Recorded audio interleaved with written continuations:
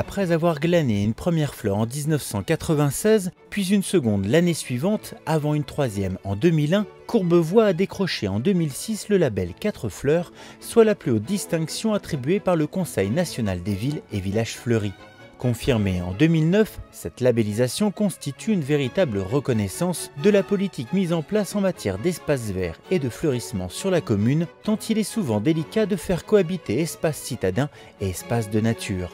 C'est vrai que c'est un vrai challenge parce qu'on est dans une ville très urbanisée, très dense et donc on pourrait penser que la nature en ville à Courbevoie ça n'a pas beaucoup de sens alors qu'aujourd'hui on travaille de plus en plus dans cette démarche pour essayer d'implanter de plus en plus des espaces verts et d'avoir une démarche environnementale à chaque fois qu'on les met en place. Le plus gros souci c'est d'arriver à faire un mélange harmonieux entre l'architecture avec les lignes qui sont faites avec les tours, les bâtiments, les couleurs, les différents matériaux et d'accorder les plantes avec notamment ces fameuses couleurs. Et au niveau des spécificités, on essaie aussi d'avoir un regard de biodiversité, de faire rentrer la nature en ville en utilisant des plantes qui peuvent être mellifères ou attirer les oiseaux, les insectes, pour pouvoir recréer une petite partie de nature autant dans les massifs que sur les aménagements.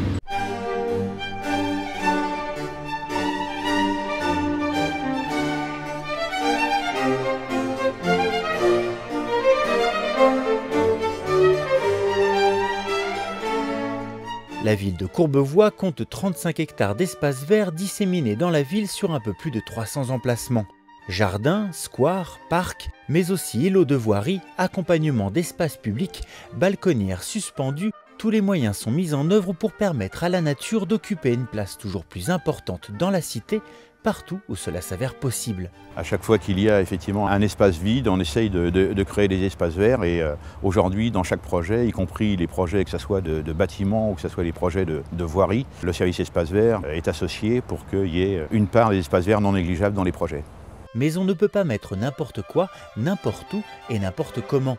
Ainsi, les plantations, réalisées par une quarantaine de jardiniers, sont le fruit d'une véritable réflexion dans les bureaux d'études et sur le terrain et du respect de certaines règles. On va regarder déjà en termes d'exposition, si c'est un site qui est à l'ombre ou en plein soleil, ici comme le parc de Bécon. Ensuite, on va regarder la nature du sol. Sur Courbevoie, on a plusieurs natures, des choses qui sont un petit peu argileuses ou plus sableuses, qui va déterminer un petit peu la tolérance des végétaux. Et après, on va choisir l'ambiance que l'on veut obtenir en fonction aussi de l'utilisation. C'est-à-dire qu'une école ne s'aménage pas comme ici un grand parc où on a totale liberté, mais où on a un accès direct au public, aux végétaux. En fonction de ça, on va déjà déterminer une palette végétale. Et ensuite, ce sont les coloris et puis la masse végétale que l'on veut obtenir. On va mettre soit des plantes qui sont totalement couvre-sol si on ne veut pas cacher, par exemple un bâti qui est derrière, ou alors on va mettre beaucoup de volume sur des zones qui sont importantes et on veut combler et donner un maximum de grandeur au massif.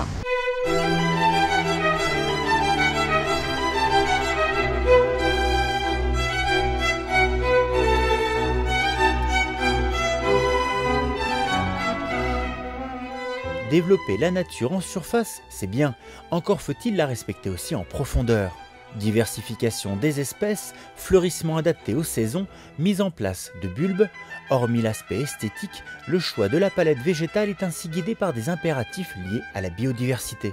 De plus, développement durable oblige, des mesures sont appliquées pour toujours planter dans le respect de la nature. On a une vraie volonté d'avoir une gestion écologique au niveau des espaces verts. Depuis 4 ans, nous n'utilisons absolument plus aucun produit phytosanitaire, donc désherbant, produits de traitement. Donc nous avons remplacé cela par des apports de produits qui sont labellisés agriculture biologique.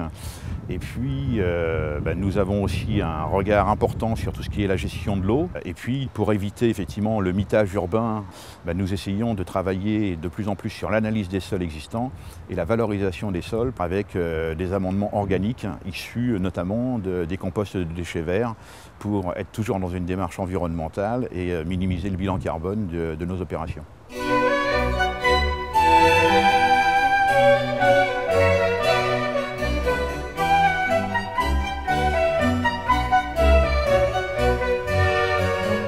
centaines de variétés de fleurs, de vivaces et d'arbustes, des plantes exotiques, une trentaine d'essences différentes d'arbres, des arbres qui ont vu leur nombre augmenter de près de 40% en 10 ans et dont certains sont classés arbres remarquables par le département des Hauts-de-Seine. Les actions de la municipalité et de ses équipes en matière d'espace vert et de développement durable n'ont qu'un seul objectif: améliorer le cadre de vie des Courbevoisiens. Et le résultat semble probant aux yeux des principaux bénéficiaires.